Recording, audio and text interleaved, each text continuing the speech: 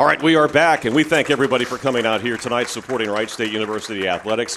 As we're talking Wright State University men's basketball, the team currently 19-8, 11-3 now in the Horizon League. In second place, just a game behind league-leading Northern Kentucky, who will be in town for a 9 o'clock game on ESPNU this coming Friday night at Wright State University's Nutter Center. Coach Nagy, first like to talk about, just the great support the fans, gave this team this weekend. Some great crowds out at the Nutter Center. We're seeing the momentum right now, and I know that you, your staff, and your players really appreciate people turning out and, supporting your team. Well, we know that you have to win in order for that to really happen. It doesn't happen the other way around, and so, I think the team's done a good job and certainly enjoys the support, and I think that the people are enjoying watching them play.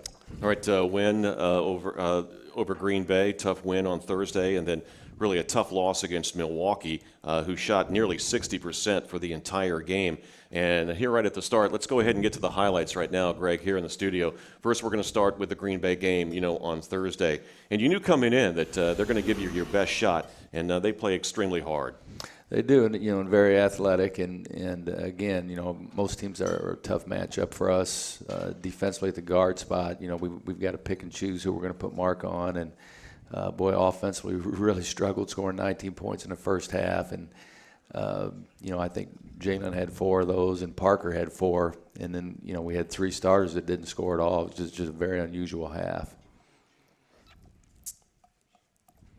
See Mark Hughes. Mark Hughes, here's your offense. Yeah, he was very aggressive early. I think he had 11 points there in the first half. He was the only one that was scoring for us. Everybody else was pretty tight.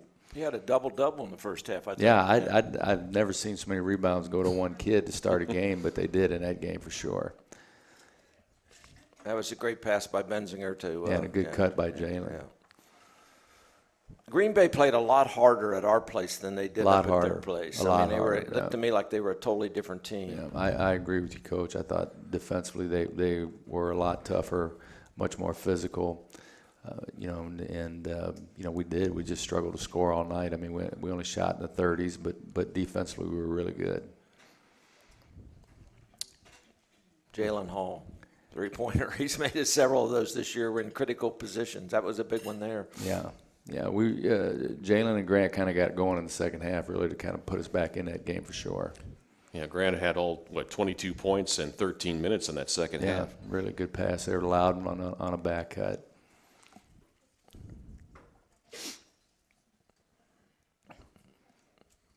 We probably need to run a few more plays for Grant to get him shots. And sometimes he's just going to have to take some bad shots because people stick to him so tightly. But we do need to get him going. And this is kind of the point in the game where he and Jalen, I don't know, did we make 5 threes in a row there, Coach? Yeah, you did. Yeah, you were 11 down, and you made 5 in a row and went up 1. Took the lead, yeah. It was and they were all long. Long off of one pass. I mean, it was just they just caught fire and boy, they couldn't miss. Yeah. Now we move on to the Milwaukee contest. That's really a nice play by Loudon to keep his dribble there. One thing he's been doing so much better is taking care of the ball, making better passes, and not turning it over. Good drive by Mark there. The difference in this game is we were really good offensively, and honestly, we weren't terrible defensively. Yeah, Milwaukee just really shot the ball well, and in both games. And I don't know if it's matchups or what it is, but in both games, Milwaukee shot the ball very well and was over 1 point per possession.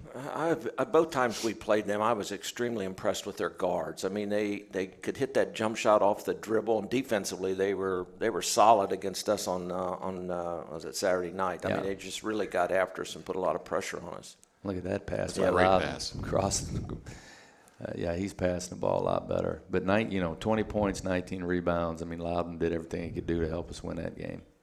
He was just named the Horizon League again Freshman of the Week for the 6th time this year. Yeah. Loudon Love. Yeah. We're going to need Grant to make some more threes like that this weekend. Certainly when we play Northern Kentucky. You like to see him do that, take the ball to the basket. He's been doing that. He's from when he was a freshman to now, he's a lot different. He gets to the free throw line a heck of a lot more. He puts the ball on the floor a lot better than he did when he first got here. Great pass by Hughes. Yeah.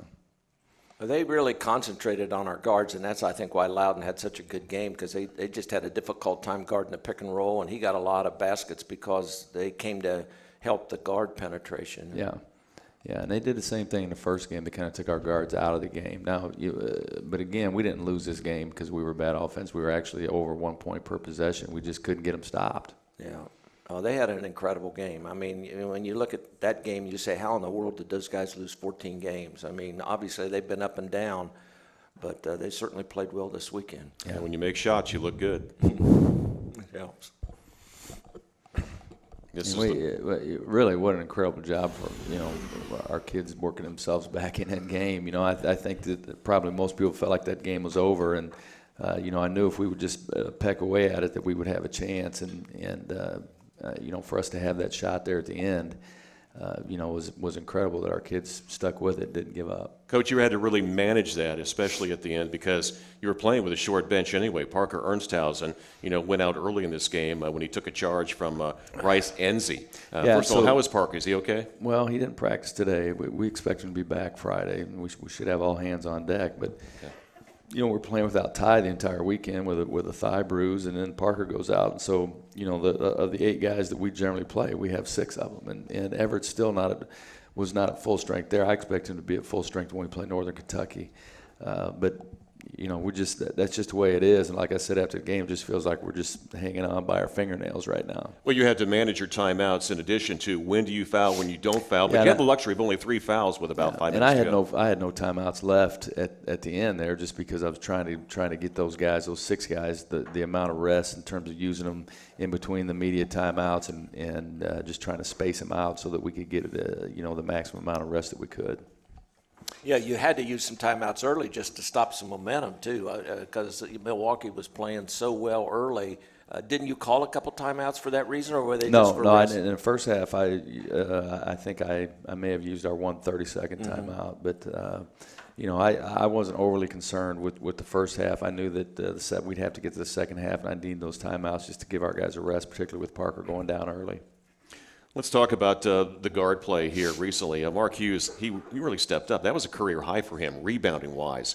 This is something, obviously, you like to see, from Mark, but it seemed like you just said a moment ago, he was getting every one of them in that first half against Green Bay.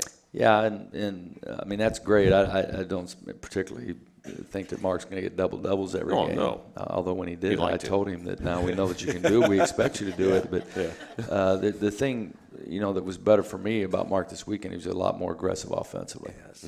Yeah, he shot the ball extremely well also. And, of course, maybe I know his mother was in town over the weekend too, so he kind of carried that over from Youngstown State. But, as a junior now, he's reached that, potential that you see in him. But as you say, you can always get much better. And this guy has unlimited resources. He really does. He's a very smooth athlete. He's a lot better athlete sometimes than I think that he looks. And, some of the dunks he's had this year, I think, epitomize how good an athlete that he is. But there are times where it looks like, he just is kind of taking a back seat, and that's what we don't want him to do.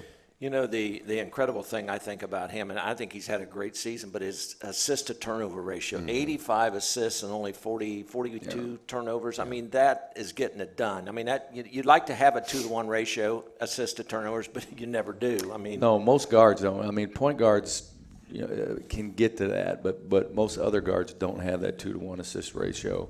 And to me, the word that I've always used for Mark is he's efficient. He usually shoots a good percentage. He's a good free throw shooter. He's a great defender. He's a good passer, and he doesn't need a lot of shots to score a lot of points. I hope he is rewarded at the end of the season for being one of the better defenders in the league. It just seems like, Coach, and you can probably talk about this, Coach Brown, is that you see a lot of shot blockers. They're always right there at the top. And that's who would get it. But Mark Hughes, week in and week out, every time he goes up against the other team's best scorer, he's there. Well, it's hard to evaluate. I don't, Coach Nagy, agree with this, but unless you coach a guy, it's really hard to evaluate how good a perimeter kid is defensively. Now, if you coach him, you see it all the time, but the shot blockers get the. Yeah, and I always forget who votes for the Defense Player of the Year. And coaches for some do. reason, Just I think it's just the only. coaches. Yes. So coaches should know better than to just go look at the stats and see how many block shots a guy has. And I don't know where Mark will end up on that, but he's one of the better defenders in the league without question. Cole Gentry plays steady, but boy, he's really struggling right now trying to find his shot. Yeah, he's frustrated with it. Just even talk to him after the Milwaukee game.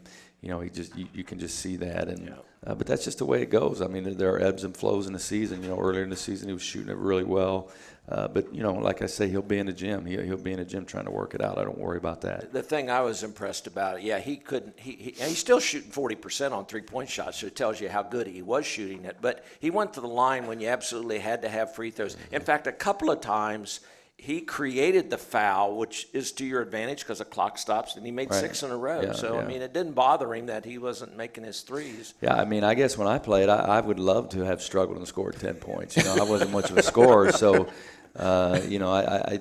Cole's a good player, and he's a hard worker, and he's a great teammate, and he's not going to let the guys down. One thing you really love about this team, and even at the end, we knew that there was no quit in them as the game started to wind down, and we knew that opportunity, if they had it, they had a chance to win the game late. And you can see that because of guys that we've already talked about, but also a guy like Grant Benzinger. I mean, this guy, it's his senior year, and all he wants to do, is win. He probably, he came out after the game, to talk with us, and that showed a lot. For him to come out after a situation like that when he had a chance to win it. Yeah, well, I've always told the guys, I mean, if you're going to be willing to have everybody pat you on the back when you win, then you better be willing, when things don't go well, to go out and speak with people, and you have to take the bad with the good. I mean, everybody loves to win. Everybody tell them how great they are, but when you don't win, there has to be something in you that can still go out and face people, even though that's very difficult. But the great thing about Grant is, and we all know this, he's super tough, no quit.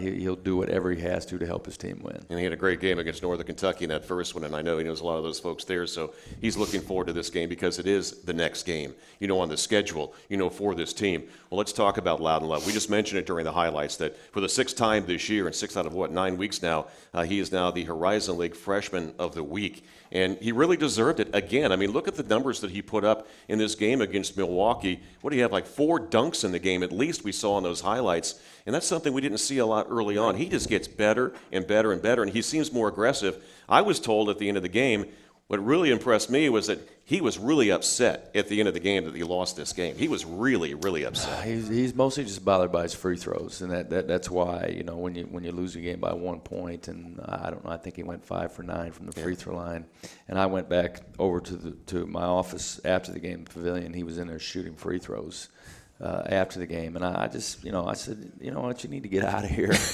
and just go back and relax, and this is, you're not going to become a better free throw shooter tonight, so I know you're frustrated with that, and that's certainly not why we lost the game. We lost the game because our defense wasn't up to where it should be, and so I understand how you feel, but I think it just tells you about Loud how much he cares, and he's not the only one. These kids really care. Oh yeah. And so even when you lose a game like that, it's not like I got to go in there and go crazy and get after him, because I know it hurts a lot for him, and so I don't need to provide any extra hurt because the loss is enough. All right, we'll take a break. We'll come back more with Coach Nagy when we return to TJ Chumps here in Huber Heights. This is Wright State University basketball. The dreams of Orville and Wilbur climbing up over the silver lining seemed to many a waste of time trying. But before others could find it, the science behind it, the brothers were flying. They might think leaving our feet would be a feat too steep, but not for the dreamers. They might say there's no way, it's better to stay safe, but not for believers. At Wright State, our goal remains central. We are the pioneers of potential.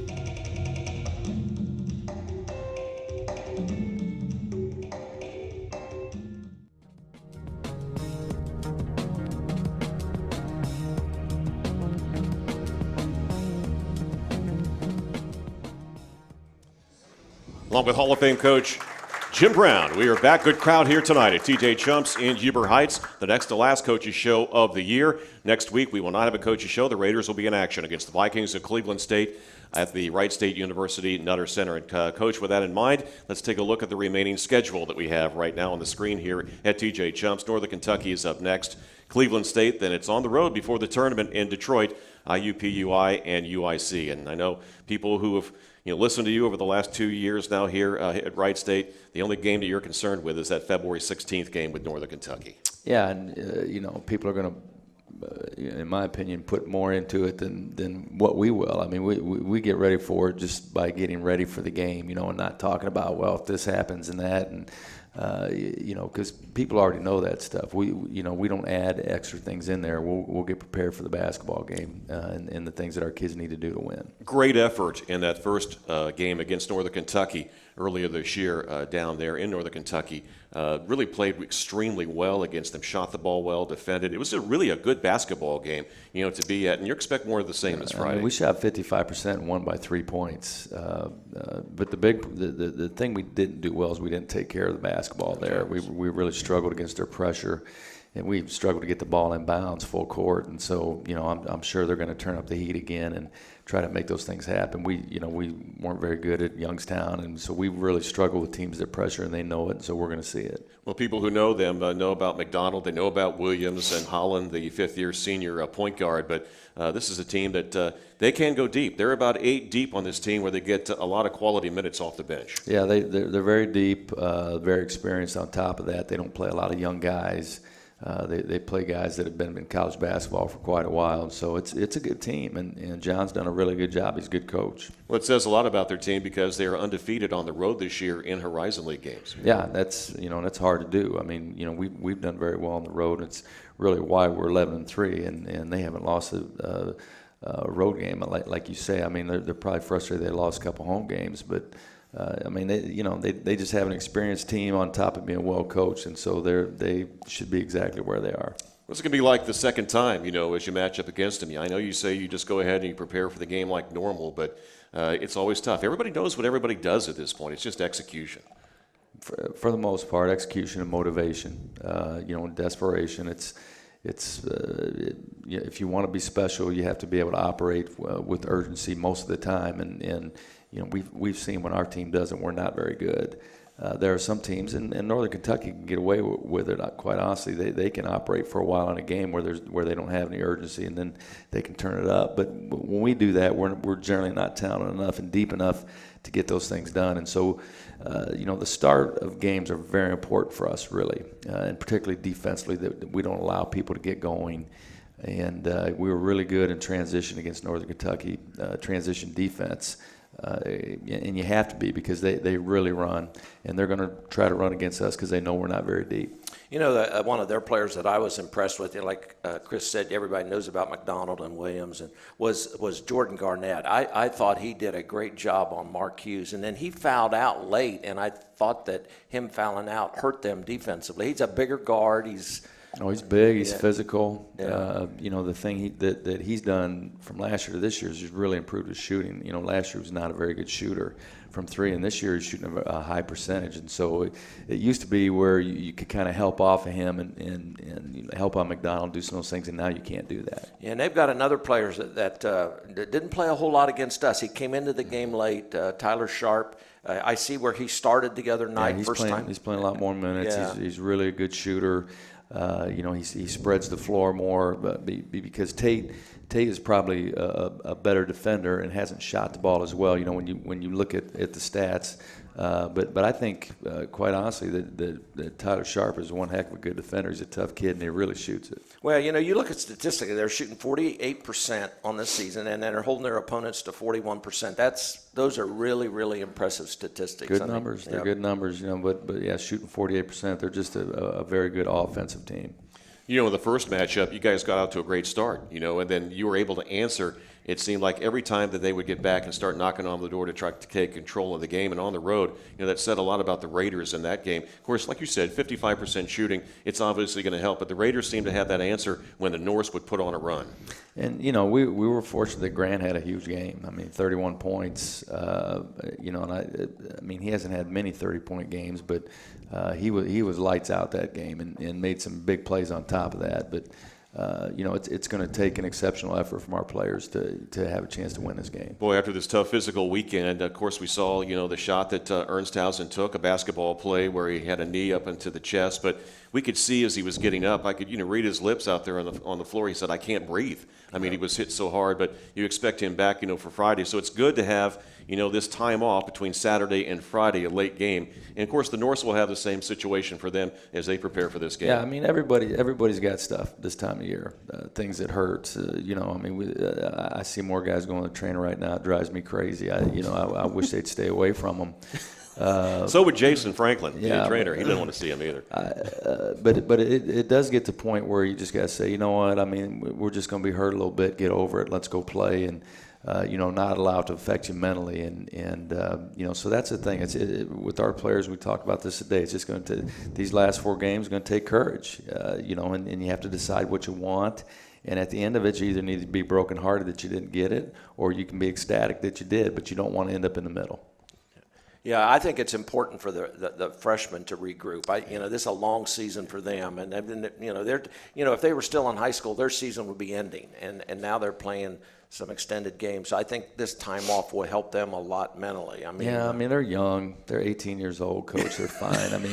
I'm not talking about. I know, physically. but I know what you're saying. Yeah. People talk about that freshman wall. He hit the freshman I don't wall. I don't think that's an issue. Yeah, I just like if you say freshman wall, then you just put a They'll wall believe in it. front of them. Yeah. Just you know what? It's basketball, and you run up down the floor, and you're 18 years old, and you recover in a hurry. So you're doing just fine. Yeah, Jalen Hall, he's been scoring in double digits for the most part in the last 5 or 6 games, but still there's parts of the game that you keep telling him he needs to continue to work on. But he's gotten so much better defensively. I think that's where he's really improved. Everybody wants to look made a big at play in the the Green points. Bay game. Yeah, he made the winning play. He made a steal there, and then made those free throws. And so that's where Jalen's really improved. And we've been able to play him a lot more minutes because of it.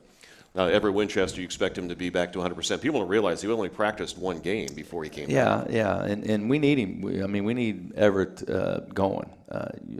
We just do. We need him because when he's on the floor, it just gives me more options offensively and defensively. He can guard a lot of different people, and particularly when we're playing against teams that pressure. He's a 4-man that can bring the ball up the floor, and their 4s can't really pressure him. And Loudon Love, just real quick, we'll talk about the freshmen because they were top of mind right now. We saw in those highlights, not only can he dunk the ball, he's doing a lot of things special offensively, but his passing skills have gotten so much better. Yeah, he's always had the passing skills. He's a little bit impulsive. He likes to throw crazy no-look one-handed passes, and he likes to rebound the ball with the one hand and hold it around.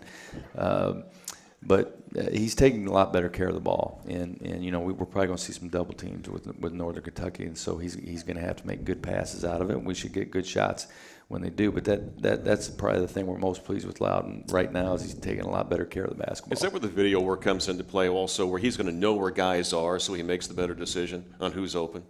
Yeah, I think that's hard. You can look at it, but he just is good size. And one thing about Loudon, he's got long arms too. It's not just his height, but he does have long arms.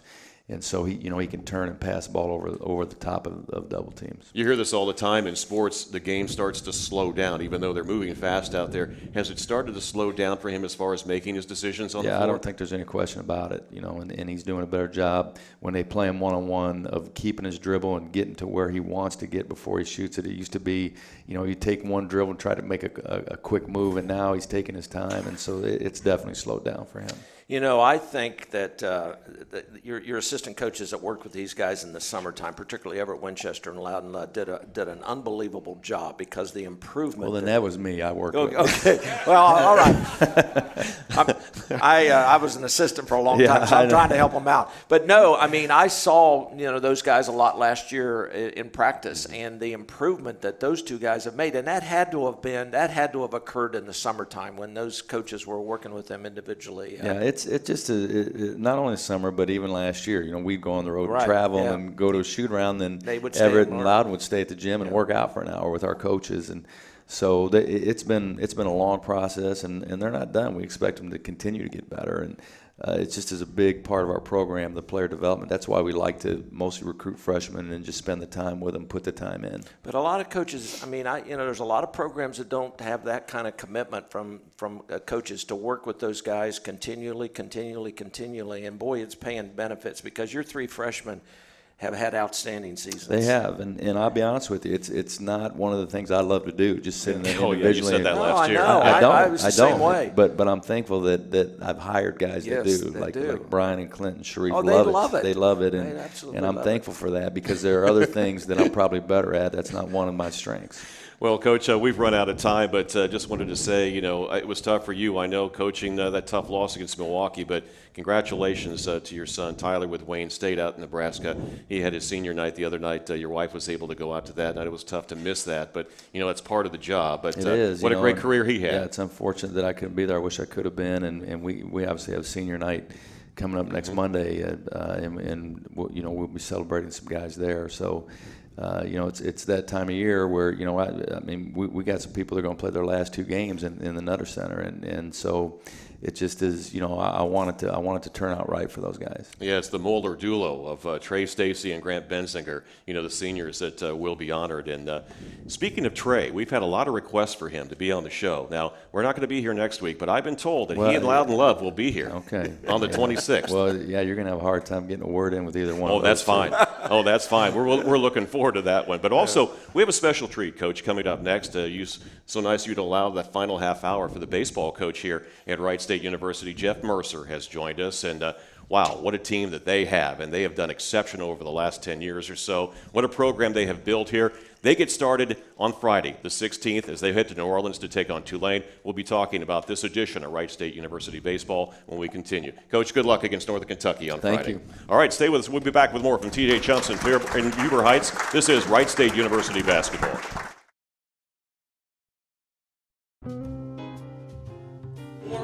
Please join us for Wright State's annual Arts Gala on March 24th.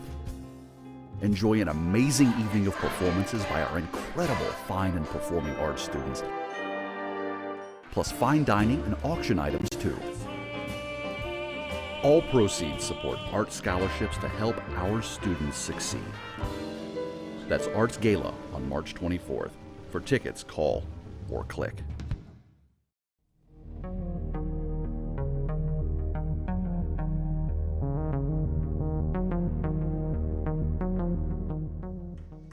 And welcome back. As a special treat, we're bringing you Wright State University baseball talk. We're going to be talking with the head coach, Jeff Mercer, who has joined us here during the Scott Nagy Show for the final 28 minutes or so while we're here at T.J. Chumps in Huber Heights. And we're going to be carrying some of the games this year, Coach Mercer. First of all, thanks for taking time to come here, because I know you guys are preparing for your season opener in New Orleans this coming Friday, so you guys are itching, ready to go. And let's talk a little bit about this team, first of all. Sure. Strength-wise, it appears to me, they don't play the game on paper, but you have a very, very good, potentially good starting pitching for this team as you head into the season. Yeah, we do. Obviously, with the Collins and Weiss coming back from last year, both were Cape Cod All-Stars and all-conference guys, so excited about them, but really having Caleb Samplin back after such a tremendous freshman year and losing him to injury last year was difficult, but having him back really gives you, a rotation to challenge anybody in the country. Yeah, second place, last year in the league to a very, very good UIC team in a situation, they're younger this year. They lost some players to the player draft. They'll still be very, very competitive. Yeah. Seems like UIC and Wright State every year. Yeah, it is, and it's become a bit of a facilities arms race, and we have the two best facilities, and so you're able to recruit. And let's be honest, Coach Nagy would admit that the recruiting is the lifeblood, and so we're able to bring players in. So they went out and restocked the cupboard a little bit, so they'll be good. And they were tremendous last year. They were, a once-in-a-generation team out of the Horizon League. I think they had 6 guys drafted, maybe 9 guys signed professionally. So they were tremendous, and you got to respect those guys. And we came up a game short, but they were a worthy adversary and very competitive. Well, a couple of years ago, Wright State was in that situation. You lot of half a dozen players or so that go into the Major League Player draft. Yeah, that was exciting. It was actually my first recruiting class, and so kind of seeing that come to fruition was exciting, and much about the development that Coach Nagy was talking about. Really pride ourselves on, but that's part of the program now, where we're at, where the draft is annually a part of it, and it is exciting to watch those guys get to go on and move to the next level, and hopefully have a bunch of guys do it again this year. Well, one of those Raiders who's gone on and had an outstanding Major League career to this point just signed a 2-year deal this offseason with the Houston Astros, Joe Smith. Yeah. Seems like just yesterday he was playing here, but that was back in 2006. Went to the draft to the New York Mets, so he's got that nice pension from Major League Baseball. But he's looking for a ring right now. But the reason I bring him up is because he came back to talk, at your preseason banquet. It was great to see him, wasn't it? Yeah, he did a phenomenal job. He was something he and I talked about. We went up and saw him this past fall when they were on their win streak. Me and Bob and Jeff Childs had gone up there, and he said, I think I want to try to do that again. And I said, well, let's get you in there and see if we can do it. So he did a great job. We have to go to Moraine Country Club and do some different things, but he's excited. He's excited about the opportunity to go to the Astros, obviously as talented and young as they are. He's a guy that likes the competitiveness and the mentality of clubhouses like that. So it was fun. He worked out with our guys every day in the off season, and he and I did a bunch of rabbit hunting together, so we got a chance to hang out. That's right. He's bought a place down there around Bellbrook, right? Yeah, he's got a bunch of property. It's a beautiful place. We got a chance to do that and spend some time together. But he's so good for our guys. Yeah. He's so good for the mentality and the makeup and understanding that your goals are achievable if you're willing to put in the work and invest the time. And he's a guy that works. He works at it like he's still a young man. You know, in baseball terms, he's not as young as he once was, but he goes about it like he's still a kid here at Wright State, and it's good for our players to be around it. Yeah, that was my question to you. These guys are able to soak up the work ethic it takes to get to that level. Yeah, you know, we were really fortunate this offseason. We had probably 4 or 5 of our pro guys back. Jesse Schultens was here from California. For the Padres. He's with the Padres, and Sean Murphy with the A's was with us every day, and Danny Sexton with the Padres as well, and his brother Robbie with the Red Sox, and Mitch Rumman with the White Sox. Those guys worked out with us all offseason. And I think that's an exciting part, and I think it's also really good for our players to understand that they're normal people too, and that the next step is attainable and is achievable, and you just got to go about your business and not make it this albatross that is bigger than it is. And all those guys you mentioned, something common right there, and that is hard work ethic. Yeah. Sean Murphy, look what he has done to this point where he came from. And right now he could maybe get a taste of the majors later this year, they're saying. Yeah, he is. Obviously, with the defensive ability that he possesses at a defensive first position is going to allow him to make a run at it. But those guys are all workers. A lot of those guys were very under-recruited. Sean was a walk-on. Mitch Roman didn't have an offer out of high school, went to Sinclair, and we got him after a year. But those guys are willing to put in the work. And I tell guys all the time, you can have anything you want if you're willing to put in the work. It's just, what are you willing to do for it? So those guys have achieved it, and it's good for our guys to really set the standard for them. Well, you've got, 7 of the 8 position players, pretty much back this year from a year ago. But, there's some battles for positions because you always have some, good talent coming in, some sitting out in redshirting a year ago. But really 2 places that you have question marks right now that you need to find out. Shortstop is one of those positions and also behind the plate?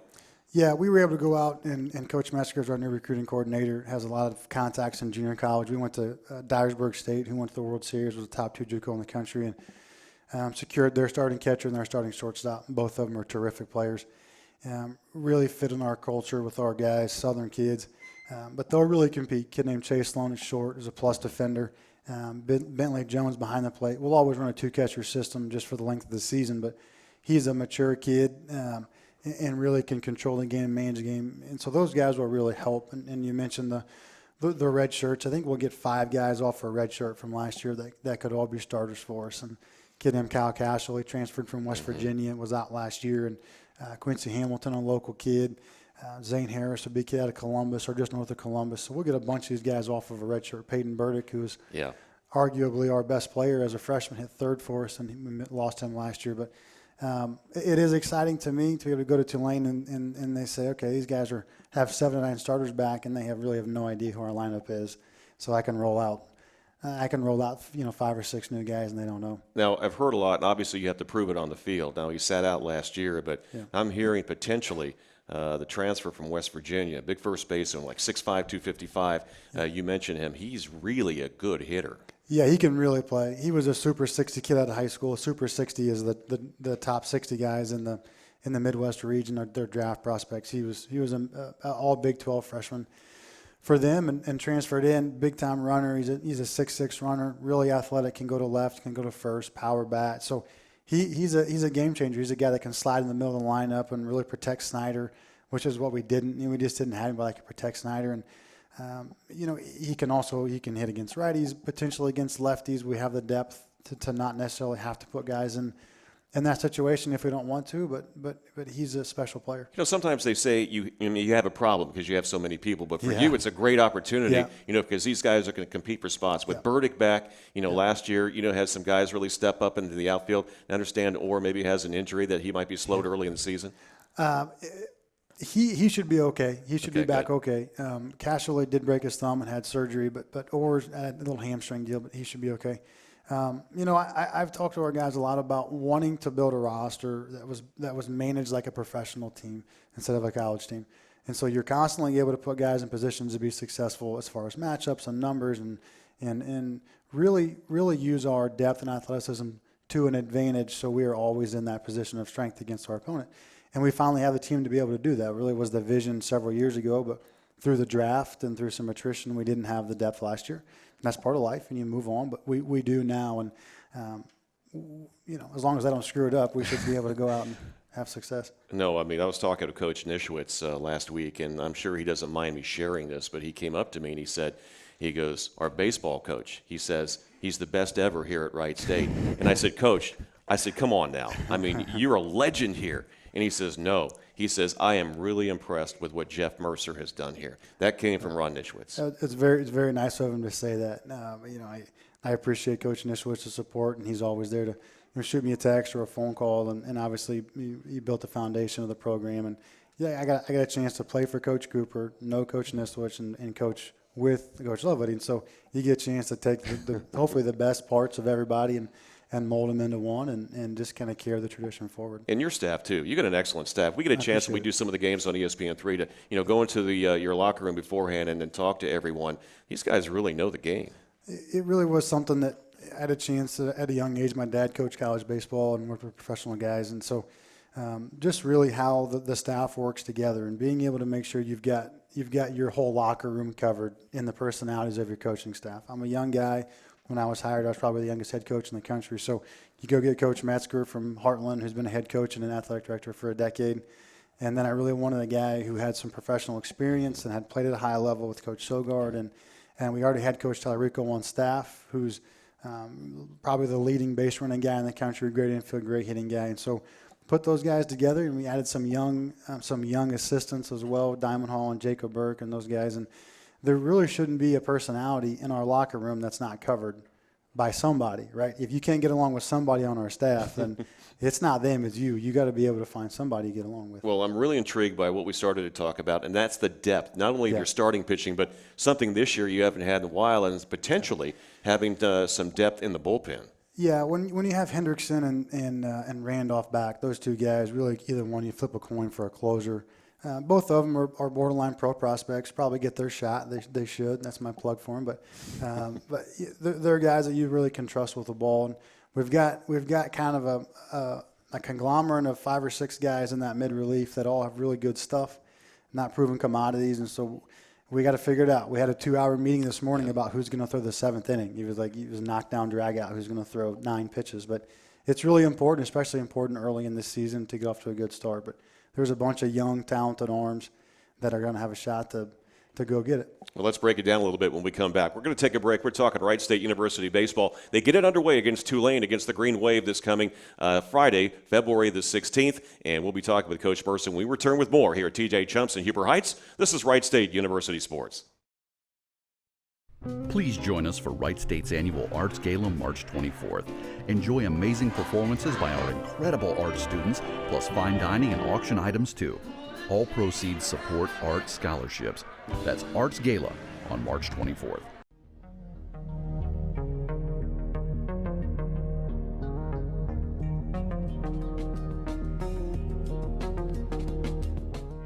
And we are joined by Wright State baseball coach Jeff Mercer. They get their season underway at Tulane on Friday. Thanks to Coach Nagy and also Bob Noss, Sports Information, for allowing us the time here tonight to talk about this baseball team that's been very special here at Wright State, earning a national reputation for, what has been done. And it says a lot about, the former players, the coaching staffs, and, what's been started up here at Wright State. It's a great tradition. And I know, Coach, you're really excited about just getting started right now because your players, these guys are used to getting out there on the field and, making it happen. In fact, you just shared a story with me during that break. You said they're just getting after each other right now in a good way. They just won't play. Yeah, they're a little bit on edge right now. I got to pull them back. They're I'm the lead dog, but sometimes they get a little wild. So they're ready to get outside and go. And it's been a tough winter just from the snow standpoint, and not be able to get outside as much. So they're excited. I would much rather have that than having to fire them up and you have to pull back the reins a little bit. You got a great leader, and he's an outstanding talent. That's Matt Morrow, at second base.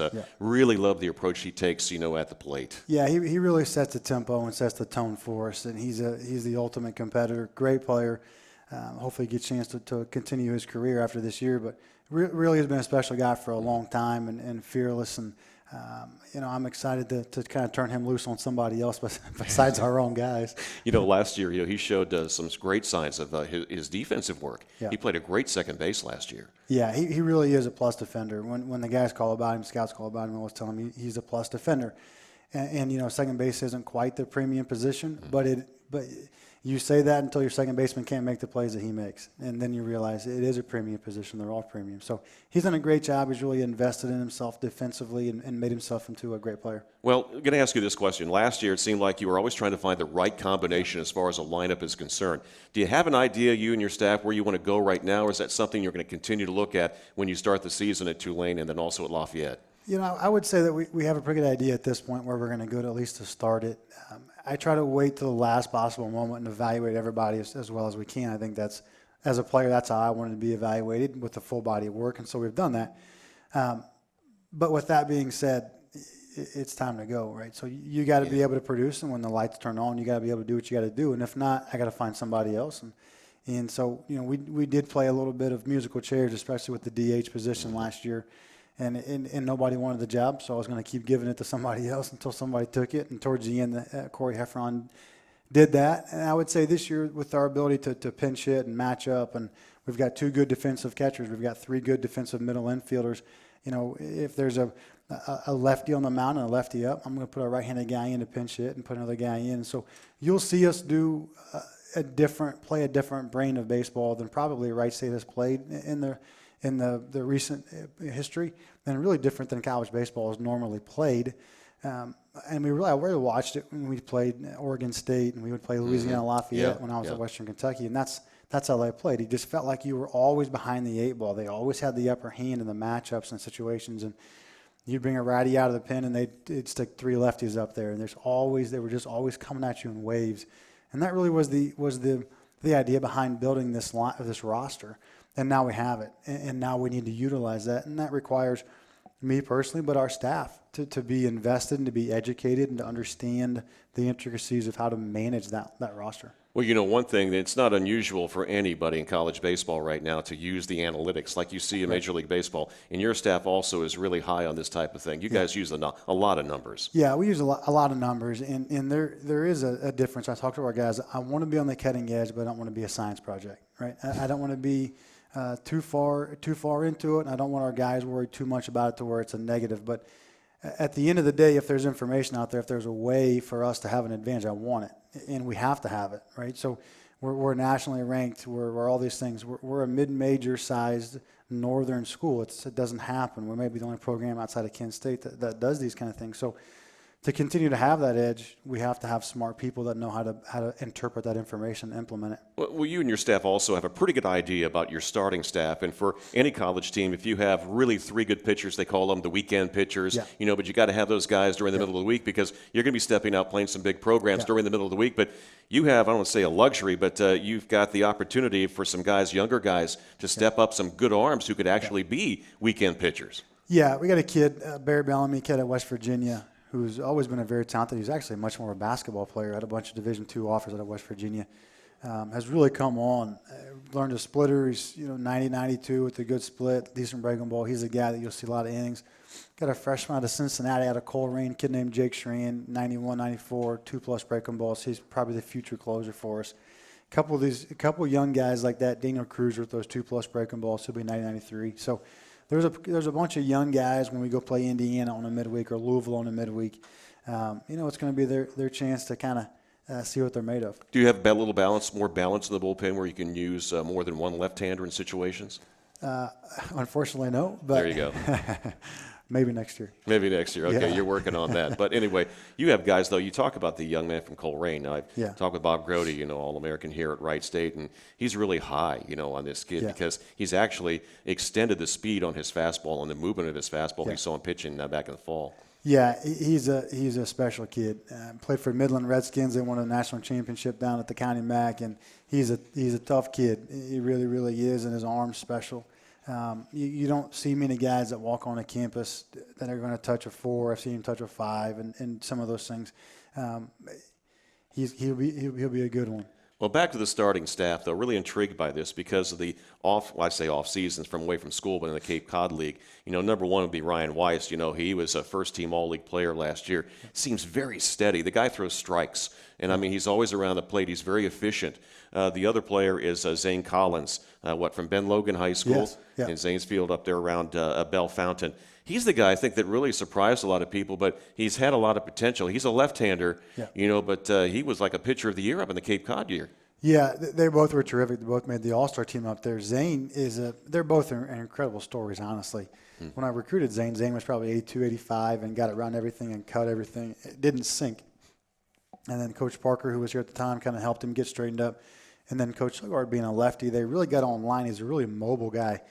And as he got more online, all of a sudden he starts throwing this sinker. So it's like this guy's got a big league sinker with a plus breaking ball. He didn't always have that. So they get frustrated with him. He can't always throw for a strike. Well, like you have your fastball go from 84 to 92, and all of a sudden it moves in the opposite direction 2 feet. It's hard at times. So he's grown a lot. He's gotten a lot better. Ryan Weiss was a catcher as a junior in high school, and I recruited him in August of his senior summer. He was 84, 86, and I called our timely pitching coach. This guy's going to throw 95 in 18 months, and I was right. So He has such a smooth delivery. It's incredible. I mean, there's coaching, and then there's a lot of God-given, and he works really hard. And I'd love to say take responsibility for that delivery, but I just watched him, and he's worked very hard, and has come on hard. And now you talk to some of the scouts, and they're like, "Where was he at?" And I was like, "He was buried in a cornfield in Illinois, and he didn't miss anything because he was catching. So he's been pitching for like 3 years. It's crazy. The Field of Dreams here at Wright Station, Neshwit Stadium for him, isn't it? To Friday nights. Yeah, it's been a pretty incredible story. We talk about God-given talent too. That brings us to Caleb Sampson, who had to sit out last year. But from what I understand, from what I hear, he is back 100%. Yeah, he's electric.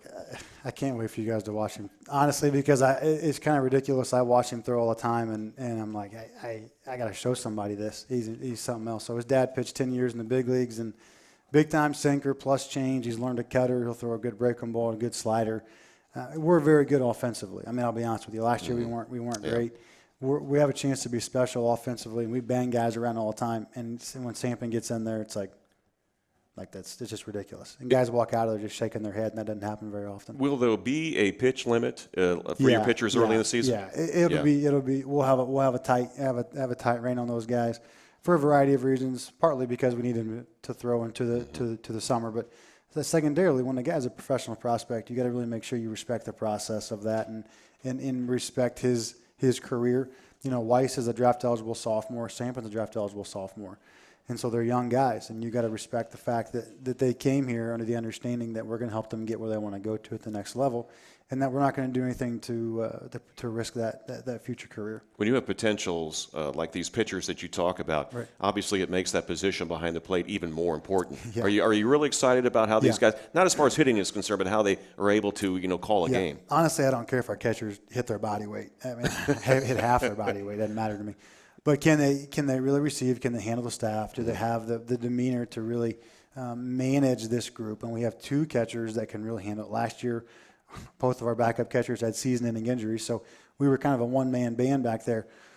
So it's nice to have two guys that can really handle it this year, and both adults.